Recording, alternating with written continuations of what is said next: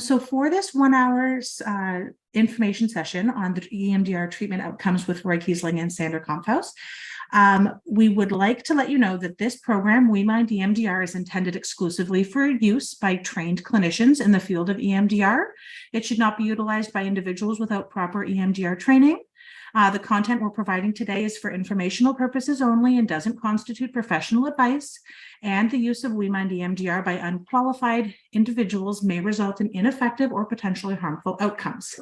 I would like to introduce our speakers for today, Sander Kamphuis and Roy Kiessling. I will introduce Roy, and then Roy will introduce Sander. Roy is an EMDR IA certified trainer and the founder of EMDR Consulting, and with extensive experience in EMDR since 1995. Roy has worked closely with Francine Shapiro, serving as a training facilitator and senior trainer for her organization.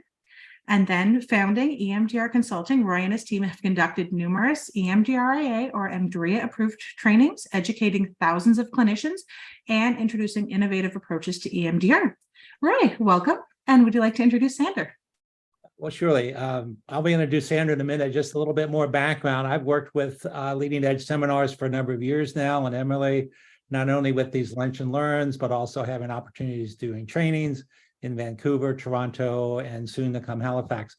And I think from a training perspective, if you're an EMDR clinician, we're always challenged about how to provide the bilateral stimulation or the dual attention stimulation, depending upon your perspective, and how to put the person in that proper window for processing.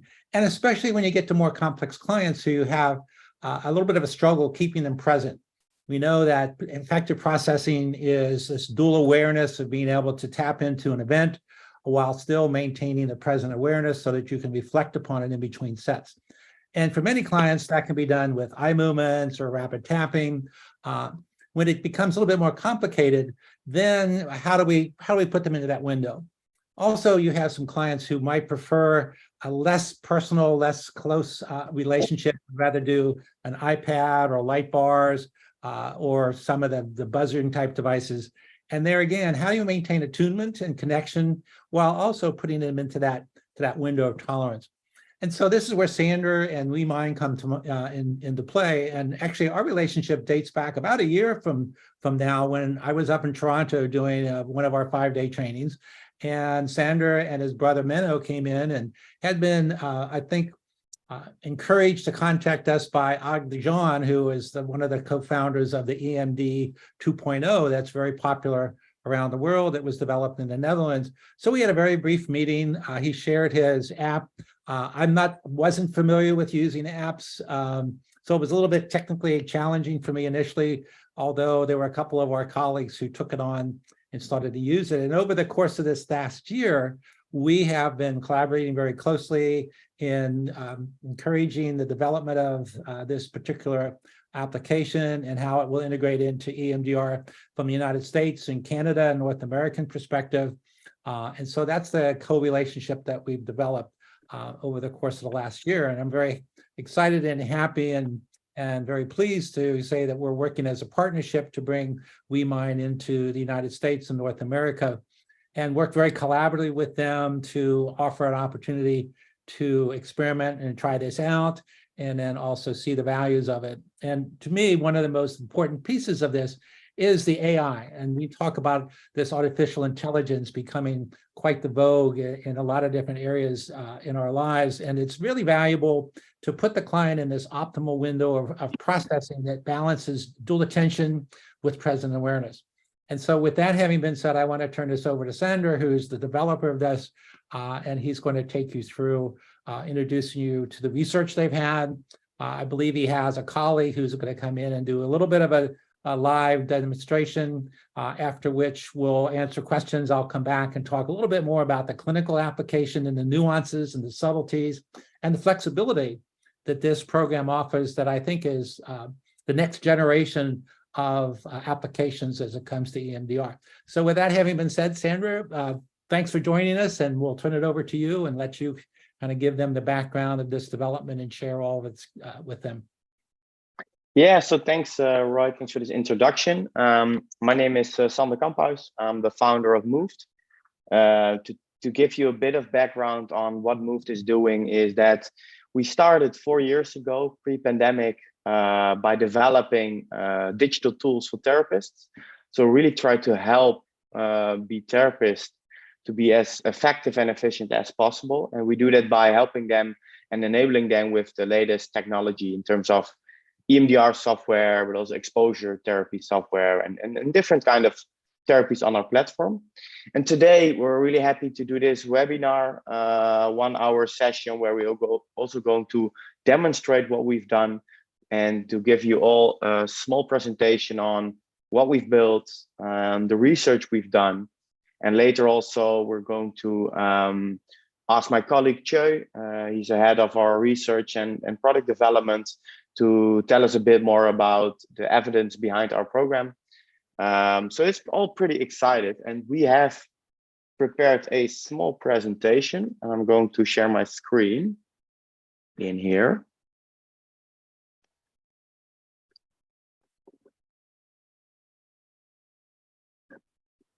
Okay, Emily, can you please knock if you see the presentation? Great, okay.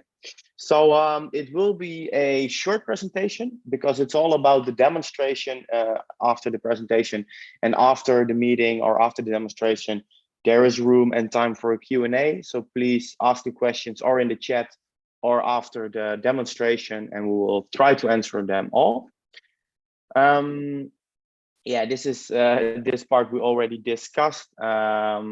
So it's EMDR Consulting and Moovd.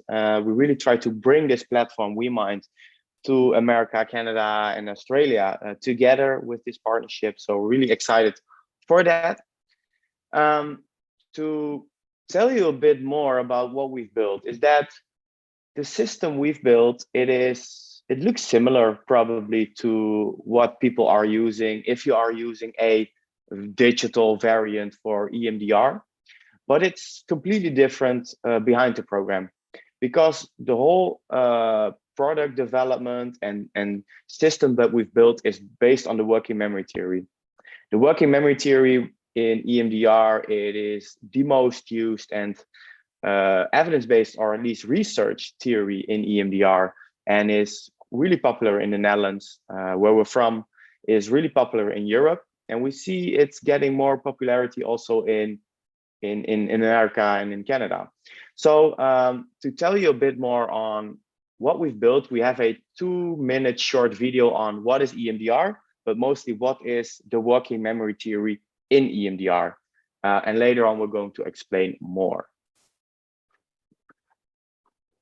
If you have experienced something horrible and have developed psychological symptoms such as flashbacks, fears, sadness or sleep problems, you may well be helped by EMDR, a proven and effective therapy.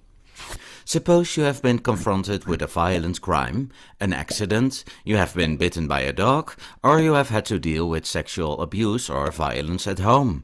Such a powerful experience is stored into your brain with a lot of emotions. Once such a memory is stored in your long-term memory, it can bother you for quite a long time. The disturbing memory keeps coming back unintentionally, for example with feelings of powerlessness or believing you are not worthwhile. EMDR therapy can help you get rid of these complaints and feelings. At first, an EMDR therapist will ask you to activate the memory of this disturbing experience from your long-term memory. The memory is now stored in your short-term memory, also called the working memory. Then the EMDR therapist will ask you to focus on this horrible event. From there, the therapist will move his fingers in front of your eyes rapidly back and forth and ask you to track his fingers as best and as fast as you can. By keeping a traumatic memory in your mind and tracking the fingers of the therapist at the same time, the working memory gets to process a lot of information at the same time. As it is so much information, the image becomes blurred and loses its emotional charge. When the emotional charge of an image lessens, it also becomes easier to think differently about the experience. You will notice this because you feel less powerless or you feel worthwhile again. The intrusions have gone and you feel less anxious. You feel less depressed, you sleep better, and because you have managed to leave the experience behind you, you start enjoying life and looking forward to the future. If you have Okay, great. So this is a 2-minute animation made by. If you have experienced. Go to the next slide. Made by to illustrate the working memory theory in EMDR. So the theory explains that the eye movements from left to right are not as important in EMDR as people thought they were, at least as why EMDR was invented or how it was invented. So it's all about the working memory taxing and the working memory stimulation that is doing the magical work. And what we've built is a program that has an AI system behind it and an algorithm behind it that is doing that working memory taxation for you. So instead of the therapist doing left to right eye movements and has to make assumption on, okay, how fast or slow or far away from the eyes do I have to do it? Our program does the taxation for you. So it's really an algorithm that is measuring how high the working memory capacity of an individual is. And based on that performance, we're adapting and searching for an optimal sweet spot for the most and best outcome as we would get in that session. So it's really an all-in-one solution. It does everything as you probably know from other systems. It has a ball from left to right. It does bilateral stimulation. So if you just want to stick with the basics of EMDR, just left to right eye movements, you can use our program. But it has features that are implementing the working memory stimulation and working memory taxing, and also has EMDR 2.0 capabilities. So it's really an all-in-one solution that really enhances the therapeutic outcome and also makes a session more efficient. And that's not something we are just shouting, it is research. We have done several studies now on our product. And I would like to ask my colleague, Tjeu, he's a PhD candidate at the university here in the Netherlands, to give us a bit more explanation on what we're seeing on the screen right now. But in general, we are really proud of the results of the last few studies.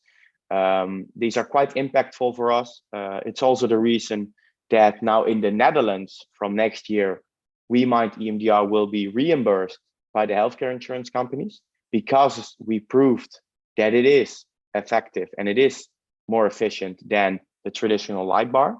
So it was really a breakthrough study for us. I'm going to look where my colleague is. Is he here already? Looking at Emily also. I am right here. Oh, he is here. Okay. I am here. Yes. You're there. Tjeu, take it away. Yes. So I'm a PhD candidate and I'm also a certified EMDR therapist. And the study that we have done is one amongst many. We have done research on the working mechanism of EMDR within the working memory theoretical framework. And we've also done effectivity studies in several patient groups. And this is one of the latest studies that we've performed at a clinic in the Netherlands with a patient population that was predominantly PTSD. And we tested here the difference of effectivity between our platform, WeMind EMDR, and traditional EMDR using the light bar. And what you can see on the right-hand side is that with the WeMind EMDR, that's the orange stripe, that is, it saved quite some minutes in time, not only to decline one SUD, as you can see on the left top graph, but on average, we saw that there was a lot less time needed to decrease the same amount of SUD, the subjective unit of distress. So that's a big plus in time effectivity. So what we see is most time improvement in the desensitization phase, which makes sense because our platform is mostly built on working memory mechanisms, and the algorithm works on getting that sweet spot in dual attention stimulation, as Sander already mentioned. And based on that algorithm and that sweet spot, we see that the EMDR therapy becomes more effective, which is pretty important because reducing time within a session means that you have more time to work on different types of targets and maybe see more clients in a short amount of time. So as Sander already mentioned, this is one of the few studies that we performed that contribute to our evidence-based platform and is very good in potential to help a lot more clients in a shorter amount of time. Yeah, no, that's right, Tjeu. And the nice thing is that everybody that is in this call can try it out themselves. So there's a 45-day trial for all the participants in this session. There will be a link in the chat, and afterwards there will be a link sent out to all of you to make an account completely free of charge for 45 days without obligations to try it out. Because we always see that you have to experience the algorithm and the AI to experience what it's doing for you, to make the assumption on, hey, is this something for me to use in a session? So we're really happy on these results. And if there's any questions related to the studies, please also ask them in the chat. Maybe Tjeu can already answer some of them. And later after the demonstration, we'll also come to them. I would like to go to the demonstration, but maybe Roy here? He also had some things to cover on this slide. Is it where is he? He's there. I'm still here. I think probably what's important from our perspective is the time that it takes to desensitize is reduced, which allows you to process more within a neural network, if that's what your processing experience would be. Or we often run into unfinished sessions where having that extra time to do installation, body scan, do future templates will fit into that treatment session. Because typically, I think in North America, we have that 45 minute time slot. So it optimizes the utilization that allows for more treatment completions as opposed to maybe having to close down sessions. And I think the other piece that is important is for those clients who have the difficulty maintaining present awareness, the distracting activities, which are also proactive. You'll see in a minute, it's not a passive stimulation. It's also, if you're using an iPad or an iPhone or a computer, there's active clicking when things change that keeps the client engaged as well. And the reports are that there's less of a tendency for a client to lose that present awareness. So they're going to be more responsive. And I think one of the concerns we have with really complex clients is that dual awareness, to be able to modulate back and forth between stimulation and then reporting about what you experience. So I think those are benefits that are, very, very valuable for us in that population that we know is important to do that processing work. Yeah, exactly. We're going to show you all how it would look, and I'm going to stop share and I'm going to do it again. And Tjeu will be also part of the demonstration.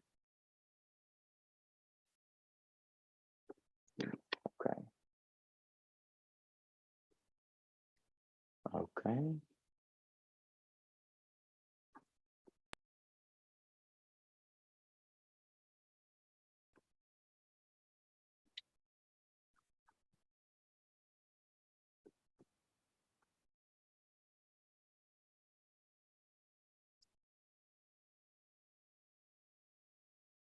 Okay. Emily, you're seeing the screen now? Okay, great. So what we've built, it's a website. It's digital-emdr.com, where both the EMDR therapist go to and also the client. It is a tool that can be used for remote therapy in telehealth services, but also in face-to-face consultation, where let's say a client brings his own phone or an iPad, or the therapist has an iPad for the client. So they both go to digital-emdr.com. What you're seeing now on screen is the website. What you would see is, as a therapist, if you go to the website, you would see two options. I'm a therapist or I'm a client. So Tjeu has to go to the same website and has to click I'm a client. I have to press I'm a therapist for now. I can log in with my own account, the account you can all make in the trial. And then it would ask for a session ID. And the session ID, and I can show you that all, is on the client side. So let's say you're a client, you want to access the program, you press I'm a client, you tell us on what device you are. I'm now on a computer, but you can also use it on a phone. So for now, I'm on a computer. There's some agreements I have to accept. And once I accept it, it will load the program. And if it's completely loaded, I would see a apartment room with a session ID on top of it. And that's all that the client sees. So it has a short explanation on the task. So it's a visual task I'm going to explain later. And there's an audio task, and the client has to react on certain tasks. So it's visual and audio. I'm pressing start session. And then I would see that apartment room as I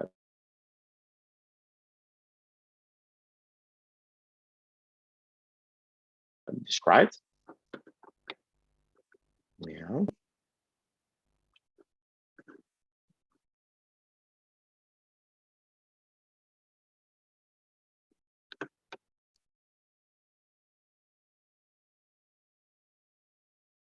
I also started a session, so I have it on my screen if that helps. Yeah, let me go to a different tab. Digital. Okay, so the therapist logs in, it has an account, and once I'm logged in, it will ask for the session ID. So Tjeu, can you tell me the session ID? As I showed now, Tjeu, the client, will see this screen. It's an apartment room with nothing more than a session ID, but for this demonstration, I need Tjeu's idea. So tell me, Tjeu. That's 140-693-28. 28. So great. So what you're seeing now on screen is the therapist side. It's some sort of an admin panel where you can have full control over what's happening on the client side. And you're seeing here the client view, the client side. This is the view that Tjeu is seeing on his phone or on his desktop. It doesn't matter. It can be both. We have built in a video call system, so you can use our program without using Zoom, Teams, or Google Meets. You can do video calling in our program while in the program. So I think that's really nice. Some other people use Zoom on a different laptop or different screen and then use only our program for the working stimulation task, but it's up to you. So if I would press call, I would call Tjeu, I would see him, and I could talk with him. And what is really interesting here are the three tasks: the visual task, the audio task, and the distraction task. And I can toggle them on and off. Let's say we try to start easy. We only enable the visual task. The only thing I do, and keep in mind, you just start a normal EMDR session as you're used to be. You're building up the session towards the point where you want to do the EMDR tasks, but instead of doing the eye movements, you toggle a task on and you press start task. And then there would be a ball moving into the screen of Tjeu, of the client. And what he does right now is he presses the arrow key down when the ball changes from a ball to a cylinder. And he has to do that as fast as he can. So he has to follow the ball from left to right. I can also make it horizontal. And then once the ball changes from shape, from the ball to the cylinder, he presses the arrow key down. And we're detecting how good or bad or medium Tjeu is responding. And we're making it more difficult or less difficult based on his performance. So the AI behind this program is measuring the working memory capacity of Tjeu right now. So Tjeu, keep in mind, you have to think about an image, but for the demonstration, you have to think about an image while doing the task. And what we see right now here is that this slider is going up. It's going up and down. This is done completely automatically. I'm not doing anything. The only thing I did was toggle it on and press start task, and then the algorithm is measuring it. But I can make it harder. I can also add an audio task. And what Tjeu now does is he presses the space bar. So he has the right hand for the arrow key down. and he presses the space bar when he hears a sound. So right hand for the visual task, left hand for the audio task. And we're also hearing that sound. So it's a sound from low to high. So he's doing 2 tasks at the same time, or maybe 3 tasks, because he also has to follow the ball. And I'm also going to ask him to tell me the color of the ball. It's brown, purple, black, green, purple, red, black, yellow, white. Okay, thanks, Tjeu. I'm going to pause it because you're getting pretty exhausted. It was a 2-minute set, so that's quite long. What we saw, and that's really interesting, is that this slider went up from around 30% up till the point where it's kind of hovered around 75%, because I added the audio, I added, hey, tell me the color of the ball, so a 4th task. And that's really, really, really hard for people, because keep in mind, normally you also have to think about the image, about the event. So this slider is an indicator on, okay, how high or low, or how good are the responses of the client while performing the task. And you can follow that as a clinician. So in general, it has this adaptive function. So it will adapt to the working memory capacity of a client, but I can also make it just manual. Let's say I just want to do horizontal ball movements, eye movements from left to right. I would just make it horizontal. So it has everything what you would expect from a digital EMDR platform, but it has all these new features and capabilities. So let's say you want to make it faster, you're in full control as a therapist, or you want to make it slower, you want to make it random or horizontal, it's up to you. But what we like is the adaptive function, and then let it do his work and see where it gets. Because with the adaptive function, that's the function we studied in the study we showed earlier, and that would save you time. And yeah, try that out yourself, but it would get the shutdown pretty fast, in our opinion. So we have a visual task, an audio task, I'm going to pause it, and a distraction task. There's a distraction sound. That's a clicking sound where you do not respond on. We're not hearing it now by Tjeu, but it's a clicking sound where the client is, it's just distracting to make it more hard. Maybe Tjeu, do you have something to contribute to the different tasks?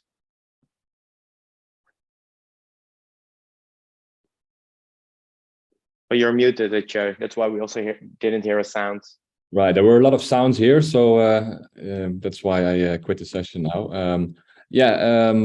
So there are a bunch of different active tasks, and we know from research that we've performed ourselves that the more tasks you let your clients do, the more the working memory gets taxed. So we combine bilateral stimulation with a lot of working memory taxation, and that contributes to actively putting attention to the task, but also passively with the clicking sounds, the irregular beeps that Sander just introduced. Yeah, so great. So to top it off, what we've built is that you're in full control as a therapist. If you don't like the apartment room here, we made different kind of backgrounds. So if you would like to do it in a forest or in a beach environment, it's up to you. Here on the right side, while the patient is performing a task, because you're just pressing start task and the algorithm is doing the work, you have time to make your notes. You can also register the SOT. So let's say it starts at 8, after a set it's at 2, and then after a second set it's 0.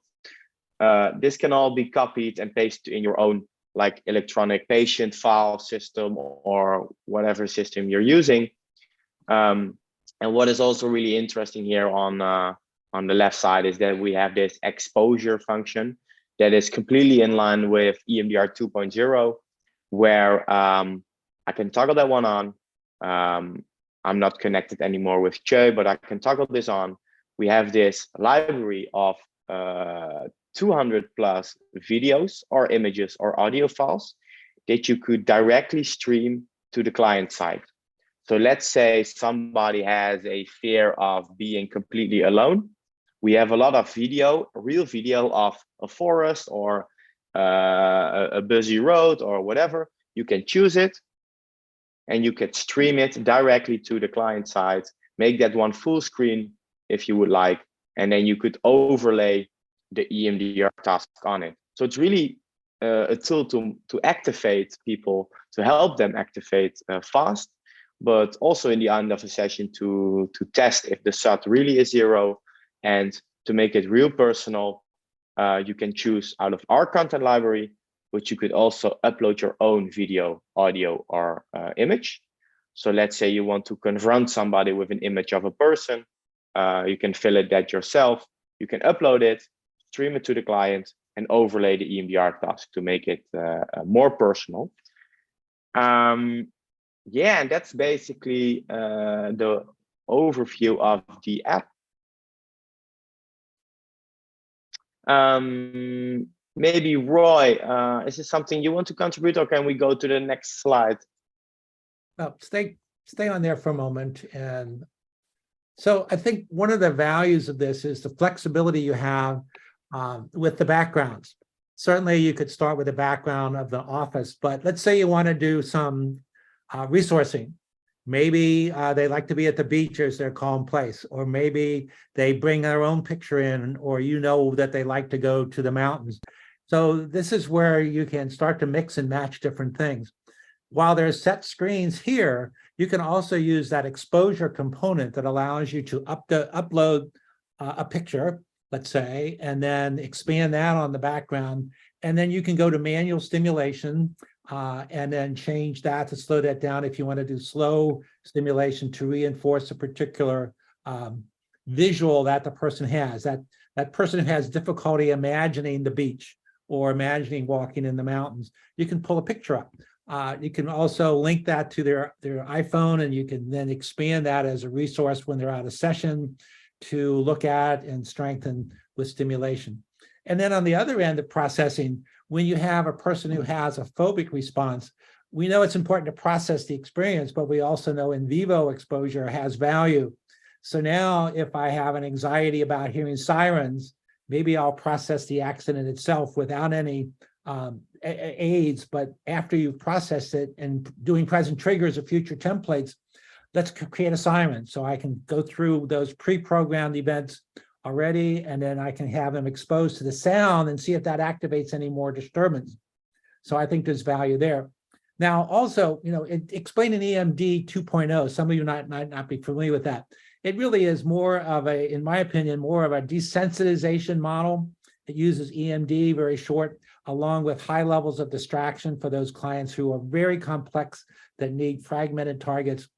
However, you can also, in the standard model that most of us in North America follow, you can include the installation phase. I might go to manual. I might bring up background pictures that reinforce the installation. I remember one person was focused as a positive of getting through adversity and brought up the thought of light at the end of the tunnel.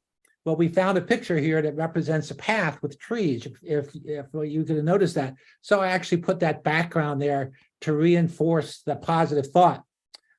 You can be very creative with this. If they're body sensations and you have a picture of the body, you might scan to a particular body. You can do all sorts of creative things that not only use the already pre-programmed backgrounds, but you can upload your own. And I think that adds so much flexibility that is valuable. So to me, one of the advantages is all the ways you can mix and match and use this in a very personal way. The second thing I think what I would add in is that thought about how do I stay personally connected? Well, in the office, I might use an iPad, or maybe I use my computer to start and stop the sets, but then I'm going to turn and watch my client. And if they're using their iPhone, they're going to have on left and right side, they're going to be pressing whether it's an auditory or visual. And I can watch and pick up when they finish that paragraph of thought so I can modulate the sets. And then I'm still going to say, what do you notice now? And we have that interpersonal exchange with them. Okay, go again. Then I start. So if you're using a device like a light bar or one of the buzzing devices, this is just another way to do that. And it also is using what often is very comfortable for your clients. I think particularly kids and teens who are using their iPhones and their iPads routinely, it fits in with their style. So we don't want to say that you lose that present awareness. You're watching your client and you just click off and then you can take the measurements. So it does provide that extra flexibility in addition to that window of tolerance when you choose to use it for your complex clients, or you can choose to set your own speed and regulate that in manual if you prefer and don't need those extra pieces. To me, this is a continuum of stimulation options. And closer, those higher functioning clients, maybe they only need the light going back on a horizontal, the ball going back on a horizontal with that just one tapping. Virtually, it works beautifully again on Zoom. I've experienced, I'd rather be on Zoom and then either work on an iPad or my phone or split the screen on my computer. So I still see the background, I still see them, I can watch their nonverbals, they're using their phone or an iPad or whatever it is to do the stimulation. And then when I stop sets, we're still connecting that way. So the variability and the flexibility, I think, are really important. Yeah, so thanks, Roy. I think, yeah, we can go to the Q&A because this is there was the demonstration, and there's already a link in the chat where people can go to make their own account. But so please go. We can ask some questions right now. Emily, what is the right way to do that? Yeah, so people, if they'd like to interact vocally, you can raise your virtual hand and we'll call you up. Or if you're nervous or shy, you're welcome to put it in the chat and send it to me, and I'll read them out loud. Okay, there's also already one question of Katie Grant in the chat, and I can answer that. You can make the video that's in it completely full screen. There's a slider. You can make it as small as you want or as big as you want. So you could start small to make it the step smaller and make it bigger throughout the session, or you can just start with full screen. So it's there, but I did not show it. Yeah, and I think if you're trying to desensitize something visually, you could shrink it. Let's start it big with this car accident, and as they process, you can shrink it down and shrink it down, which is also a visual that supports this is fading. So you really mix and match and be flexible that way. Yeah, Katie, I see you have your hand up. I meant the video of the client's face. So you mentioned, Roy, that you will use Zoom and the app at the same time, but I was interested in a way to do both, all of it, just in the WeMind. Yeah, like the video calling, you mean? Right. Yeah, no, it's yeah, it looks small, but you can expand and make it full screen as well on a second screen. So it's just like Zoom as you're used to be with Zoom. Okay, I may need to just play with it more. Yeah. One of the things I always like is that interpersonal connection, and I have personally preferred, I want you on Zoom, you can set your screen up as full screen or partially screen with me, so you really see me, you see my nonverbal cues that are supporting you, and I'm watching you however I set it up. And so if it gets too small to me, my client might lose that I'm here with you. And I think this is particularly important virtually. We know that the attunement and the attachment is so important in EMDR, and it's a little bit of a challenge when you're doing it virtually to have that presence that they know you're there, they know you're supporting you, they're picking up on your nonverbal cues while they're doing the events in between sets. Remember, you're still running sets, and they're doing the pacing, and I can expand my client as big as I want it to be if I'm on Zoom, and so I can really pick up those subtle nonverbal cues that are telling me when to start and stop sets. And so that's, I think, is a really important piece to be able to see that. And then you're also seeing their stimulation, so you feel like you're part of their process. I think in the years past, when I used to use light bars, I felt very disconnected because I wasn't hearing the stimulation. I wasn't, I don't want to be watching your light bar going back and forth. I want to watch you. But in this application, I can be hearing the tones, I can be hearing the things. So I'm feeling like I'm part of your processing experience as well.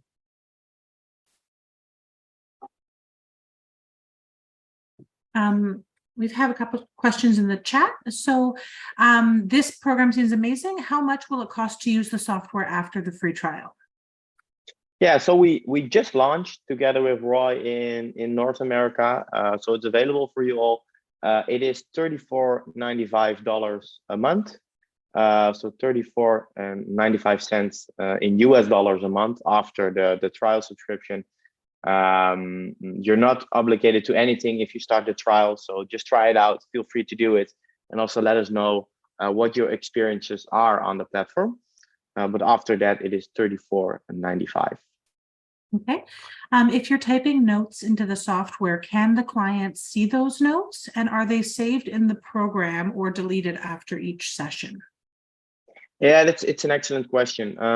The only thing the client sees is what I showed on the right side of the screen, is that apartment room. That's the only thing they're seeing, and they're seeing a ball moving into the screen. So they don't see any notes at all. The admin panel, as I showed, is only for the therapist. So they only see the task, or if you're video calling with them, they also see you as a therapist. The program is completely HIPAA compliant, and we do not save any of those notes that you're saving in the program. So if you start typing your notes, you have to copy them and paste them into your own system, because after and in the end of a session, if you close the window, it is gone, because we don't save any of that personal information for you. If adaptive function is only validated, how do we know other function efficacy? And if we need any more clarification, perhaps we can ask that person to unmute. I understand what the adaptive functioning means Okay. today. Let me see if I can have them unmute. It was really just the statement that you said that the study only validated the adaptive function. So you had your choice between adaptive, which gives it variability of the ball movement, and then one where it's non-adaptive and it just goes back and forth horizontal. So has there been a study done on that? My other corollary question would be, you've added colors to the balls as a choice selection. In terms of a double-blind study, have you screened out? How do we know which one is effective, or what is the factor that is adding to the efficacy of this in the adaptive function if you're using multiple color balls? Right. So I think I can answer both questions, which are good. Thank you for that. We did several studies that not only included the adaptive function, but also a non-adaptive version of the application. So we used both slow, intermediate, and very fast eye movements with additional audio tasks, and having different degrees of difficulty. And we've seen in healthy participants that the working memory load was very high, a lot more than traditional fast eye movements just from left to right. So we've seen significant differences adding tasks to that, but also adding elements that participants had to actively engage and interact with, pressing on buttons and naming the colors of the ball as well. So referring to the second question, there is not a lot of evidence filtering or really focusing on naming colors, but we can assume, based on working memory theory, that adding an extra task on top of already a partly tasked working memory, we can assume that the working memory will be taxed even further. So in practice, we see that clinicians only use this function when they notice that some clients have a very high, maybe abnormal high working memory capacity, and they need even more stimulation, and then alternative tasks like naming the color comes in, or you can be even creative by adding mental arithmetics or spelling tasks to it. Does these answer your questions in that way? Yeah, and let me add something that is purely intuitive, not researched at all, but as I've played with this, you can set different colors of the ball. You know, the random change creates a distraction. On the other side, I can change the color of the ball as part of where we are in processing. If I want to have them do a visual to strengthen, let's say, a calm, happy place, I might pick a color that they like that's calming and soothing, blue or green or whatever it is. And I can set that color and slow the speed down if I like the visual with the background of the beach. If I'm doing installation, we've changed, I can change the color during processing to go from red to orange to yellow to green as they report SUDS, if that visually is something that enhances them. And then in resourcing, I can set up another background. So that's the mix and match that is purely intuitive. I can't say it's researched, but I just trust my clinical intuition, and I always test it out. What would you like? Do you want to have this color or that color? What kind of background do you want? And in this particular phase of where we're working, what resonates for you? If I'm trying to do let's say, strengthening the resource, I don't want that ball bouncing all over the place and distracting you at all. In fact, there's research from Europe that actually says you shouldn't use stimulation at all in resourcing. And that's one of, I think, the shortcomings of EMD 2.0. They say we don't want to do that. But I would say slow it down and do it that's soothing and calming, and it's going to let the stimulation sink in more in that speed of a heartbeat that's a rhythm. So again, you can look at this and mix and match it and vary it, just trusting your clinical intuition and following your client's leads and what fits with that. As I said earlier, that client I was working with that says, I want to see the light at the end of the tunnel. I said, oh, what about this picture? It shows a bunch of trees and a path. I said, yeah, I really like that. Well, what color would go with that? And we picked yellow or orange because it matched the tree colors. So again, what does resonate with you? And in fact, that client still brings up, I still see that image. Every time I'm struggling through this challenge, I see the image of that path and the trees, and I can pull that up as a visual reminder of my positive belief system. So I think that's the fun part about, trying it out. And then I like to play games. I like to experiment around and see what works for that client. Not to say that would work for another client, but you can individually pick out and choose where it happens to be and speed things up and go to distracting for a while and add distractions and then back off and change it to something else at a different phase, even in the processing phase. So there's a lot of that flexibility. Not researched, but you see from the client's outcome that this particular thing worked for them. Thank you. Does the clinician have any control over who logs into the session? For example, could a client try to log into a session where you're already working with another person? To be clear, no, that's not an option. So because the patient or the client starts the program and he has to tell you by email or by phone or by Zoom what the session ID is. So you are connecting as a therapist with the client. It's not the other way around. They're not connecting with your session or anything else. So you are connecting by filling in their session ID. So people coming into different sessions is not possible. Yeah. Now, let me add to that. If you're working with a couple or you're working with a parent and a child and there's value in Zoom, let's say even that, you can have the Zoom opened up with the parent sitting with the child or the parent can log in, they can do the processing and you're watching that parent-child, but it's the connection is going to be private, but the Zoom meeting could include their partner. Sometimes we find it to our advantage to have other people in the session. So if you're doing it with Zoom, obviously, if you're face-to-face, you're going to have the parent or the partner in the room while the identified patient or client is doing this task, but you can stop. So again, though specifically the connection, as Sander said, is private. But you have the flexibility of having other people in the room if they choose to, if you choose to agree to that, and it seems like it would be to their advantage to have that support. Obviously, face-to-face, that's not an issue, but even virtually, you could do that. Yeah, and like if you're doing face-to-face therapy, like a lot of clinicians have an iPad ready, they hand it out to the client. The program is already started. They just tell the session ID and you're connecting the same way. So it can be used in both use cases. So we have had two questions about the AI. So one is, can you explain how that AI part works? I didn't quite understand it in the demonstration. No, you can't. We can. And then does the AI more specifically, does the AI determine the lengths of the sets? So Tjeu, it's up to you. I don't think you can tell everything behind it, but please explain a bit more. Yes, it's based on what is called a RARE paradigm, a random interval repetition paradigm.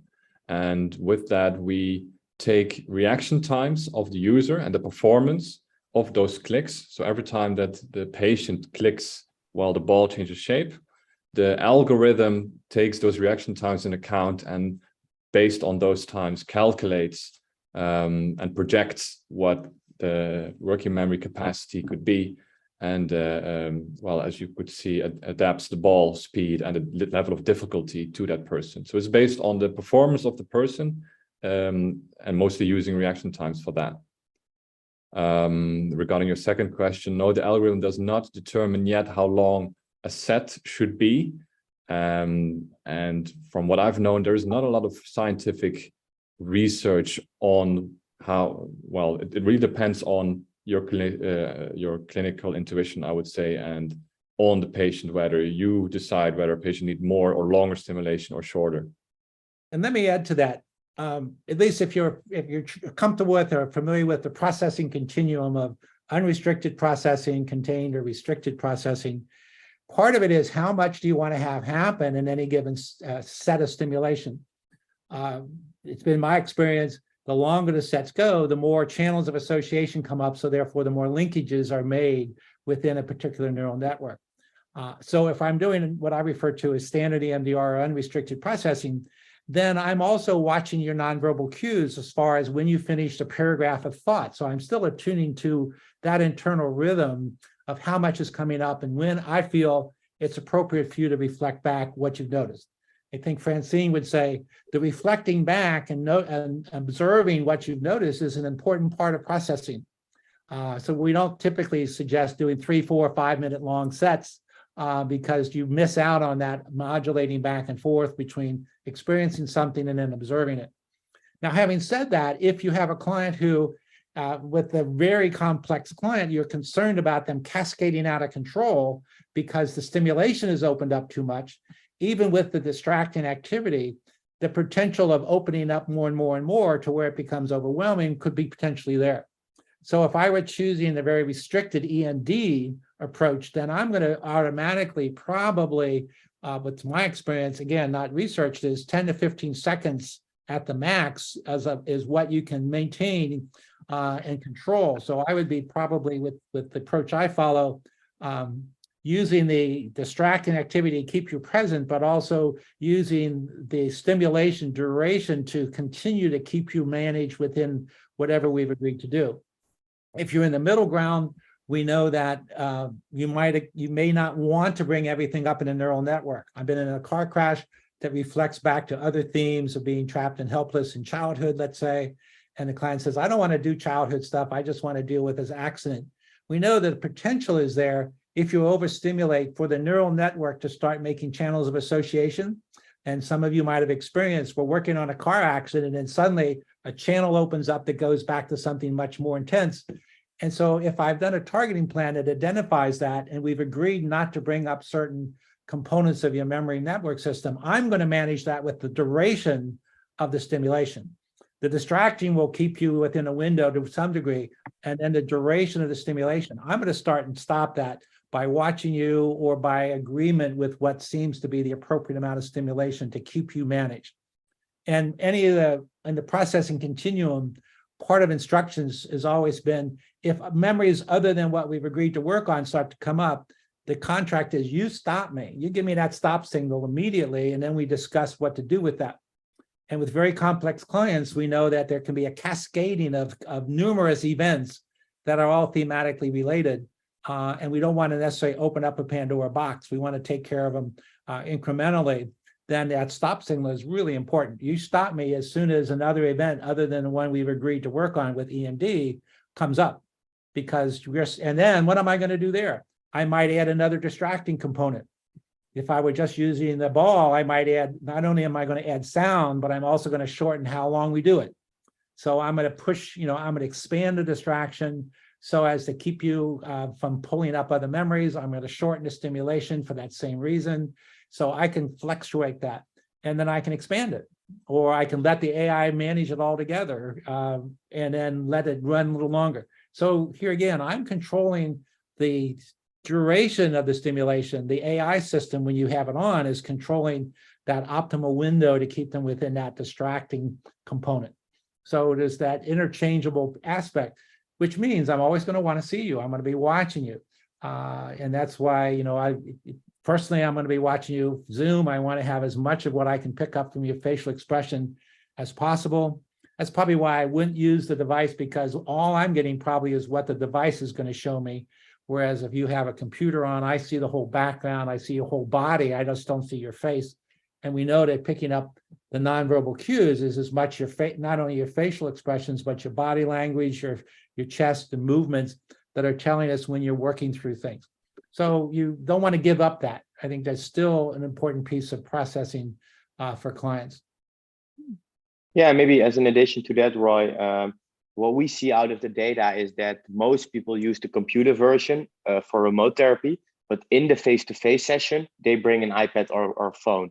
So that's the difference between use cases where we think a mobile version would really help.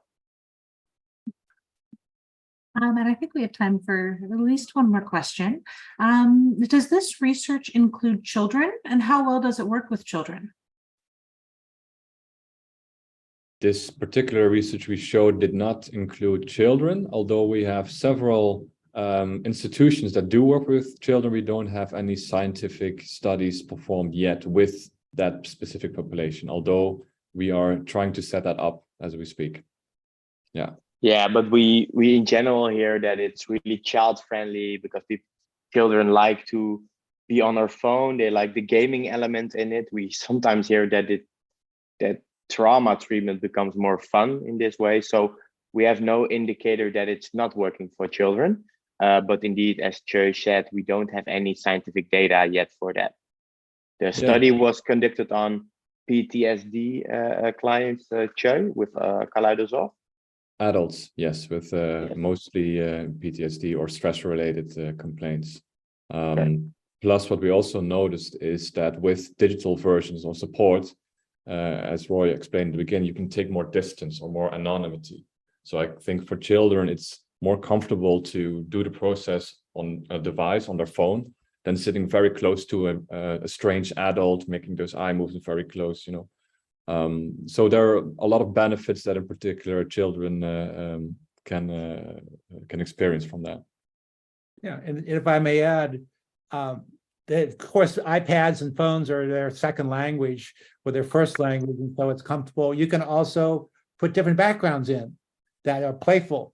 And I think the middle ground population with teens, you're going to do this weird thing with your fingers. No way am I going to tolerate that. Or you're working with the military, or if there's a device that does it, then I'm going to be okay with it. First responders, we're going to put it on your phone. We're going to do this. This is a device that does this. So for that client who the eye movements, or they don't like to do tapping, that's too out of their comfort zone. If there's a device that does it, it must be okay. So you can get some validation of implementing this for that client. So we're always mixing and matching where they are. And I'm not going to be one that suggests everybody should use this. I wouldn't want to say that. There are those who you pick and choose, and maybe they like it one part of time and then they want to change to something else. But it's just another option, another choice that they can use that meets them where they are, and it helps them process the way they like. So there's lots of flexibility to put backgrounds in, to change the colors of the balls. Maybe someday later on, they'll have little other devices that bounce around besides a ball, like a bunny or something for younger kids. Now, this is a work in progress for, Moovment and Sander. They're very, very excited about expanding all of this as we get more and more data. So you could see later versions that could be quite innovative in that regard too. And I think a final question is, what positive changes are expected to occur in the 2023-2024 years with this program? Yeah, there's a lot of future development going on behind the scenes. Maybe Tjeu, can you tell us a bit more in depth? Yes, sneak peek. We are updating the UX environment. So what you just saw will look even better. And as a therapist, you have a better overview, seeing the client better in your screen and vice versa. We're working on a tactile task, and then mostly for the smartphone. So we add vibrations of the phone where the client can have bilateral, if you use for both hands, stimulation with that, and has to actively react to those vibrations to make them stop, or a different modality of the working memory to be taxed. there are a lot of creative ideas that we're now prioritizing which one we're going to start first. Well, I think these are the main ones that we're now starting with for the upcoming period. Yeah, and I think like making the algorithm better every week or every month is because we're gathering a lot of data, not patient or personal data, but we're gathering data, reaction time data, and we can improve the algorithms every month. So next year we'll be all around making it more and more effective, helping you even more as a therapist. And there's also some really creative ideas with Roy already to work on some different phases in EMDR. But we have to keep that in mind for next year. Yeah, that's I've put my bid in. I'm very much of an interpersonal therapy kind of approach. John and Suzanne are EMD, which is processing. So I have the opportunity to be on their advisory board, and I'm going to be feeding in how to use it for installation, bodies, resourcing, all of those things. And they're very receptive to making this user-friendly across the world. And so expanding the EMD 2.0 approach to, also include the original Shapiro 8-phase model. It's very exciting about that. Also, very quickly, want to mention another quick thing if you're still on the line. We have a desensitization app that is purely critical incident desensitization. And they are offering this free. It's under Moovd, M-O-O-V-D, Moovement. You can go to your Apple or your Google Play and put it on your iPhone. It's totally self-contained. It's been something I've been working on for years. In April, Sander said they have a device. We implemented it. We actually gave it away free to the Turkish therapists. I work closely with Turkish therapists in EMDR right after the earthquakes. And so when you go on there, you can download it, give it to your clients. It's really the psychological Heimlich maneuver. It's very quick. It uses the ball. It's free. Give it to your clients. Give it to first responders, anybody. They can use it in between session. And so it's a wonderful thing that I would just want to support their humanitarian efforts as well. That they're not just creating a device that's going to be chargeable. This is using the same skill sets, the same information, and they've been more than excited about sharing that. I think long range, it can be translated into other languages. It's in Turkish and English right now, but it's opportunities for us to expand that experience that we know. How do we help our clients handle the triggers throughout the week? And so download that, play with it as well. Totally self-contained. It is not considered EMDR. It's because it's using distracting activity to rapidly desensitize something. And the other important piece of that is there's an algorithm part of it that if your SUD goes up, because you measure SUD after every stimulation, if your SUD goes up, it stops it. So one of the concerns we have, if you keep stimulating yourself, you can open up more than what you want. The system won't allow you to do that. So just as a quick plug to put that in as well. And maybe we can put that, let's just move it on the Apple Store or under Google Play, and you can do that. And that's another way to transition for your clients to use that material. So I want to make sure we plug in for that as well. It's in the chat, the name of the app, so search it. And also the link to make your account for the WeMind EMDR is in the chat. And to top it off, we are open for everybody that makes an account to help you with a kickstart session of 15 minutes, 20 minutes. So just reach out to us if you need help or instructions to make everything happen. So download the app or register your own account. And yeah, we'll be happy to have all the feedback and references from you all. And I think that wraps up our time today. I wanted to thank all three of you for joining us and providing us with this wonderful information. Everyone who has registered for this training will get an email shortly that will include the link to register for the WeMind EMDR as well as that app. And as a little thank you, I would invite anyone who'd like to unmute and say their goodbyes and their thanks. And everyone have a great rest of your day. Thanks for joining us.